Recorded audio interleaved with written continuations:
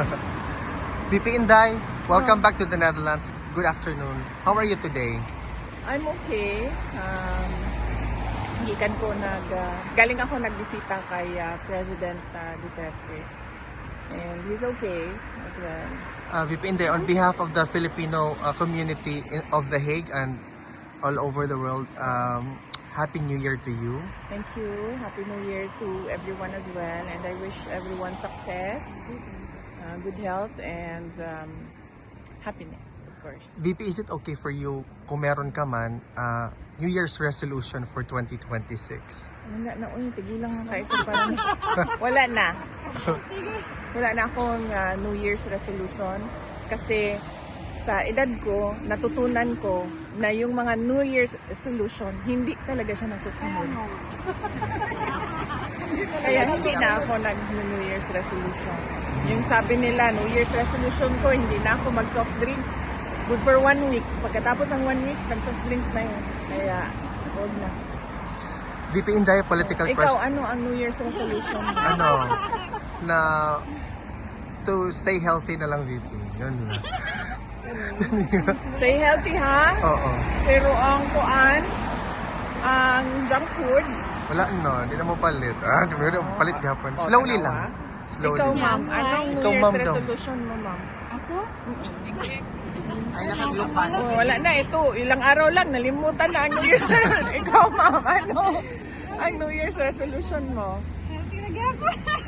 Healthy lang gyapon. Ako meron ko. Ma'am. Gusto ko ang business resolution. Nakakabang pagkakaan ng tabuhin. Oo. Yes. Para ano? Para ipakita natin sa mundo yung mali na ginawa kay former President Duterte. Pakita natin sa mundo kung paano nagdudugo ang puso natin. Paano nililigpit yung table sa gabi? Sa gilid lang, ma'am. Diyan. Ilagay sa lang. Pero yung may-ari dito, ma'am, gusto nila na i-remove muna yan because we are actually asking them to allow us to have it stay here. Kasi gusto nila na i-remove pero May-ari, private ba ito? Yes, for Ito na property. Donea ang name ng owner. It is not just one part of the government. Kaya, government They, subsidized. maintain this place. Hindi na. Sige. Okay, political question lang, ma'am. Nag-file na po ng impeachment complaint against PBBM. Meron po ba kayong reaction dito, ma'am? Sa ngayon, wala pa. Hintayin natin ang mga susunod na mga araw kung meron akong reaction. How about the seemingly What? obvious filing of impeachment complaint against you for next month after the lift of 1-year ban? As expected, dahil sila din naman na ang nagsasabi lagi na magpa-file sila ng impeachment complaint. So, alam na natin yun na mangyayari yun.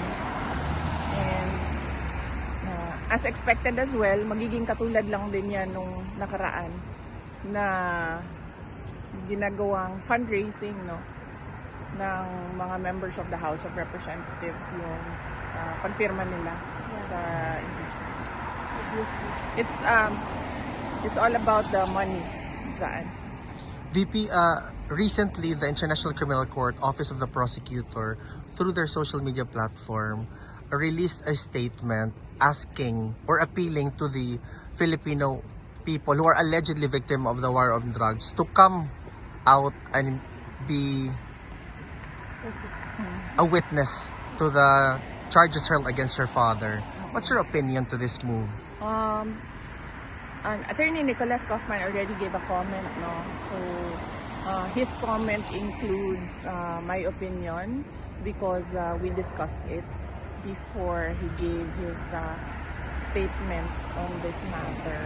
So, I reflect, my opinion reflects what Attorney Kaufman said. Is there something that the former president wished to share to the Filipino people, ma'am, for this year 2026? unfortunately, hindi kami umabot sa usapan na ganyan. Ang napag-usapan namin kanina ay yung mga tao na nagpapaabot ng pakamusta sa kanya. Pag-usapan namin yung nagtanong siya sa mga anak ko, kamusta daw ang mga anak ko. Nagtanong siya sa mama, so kamusta daw yung mama ko.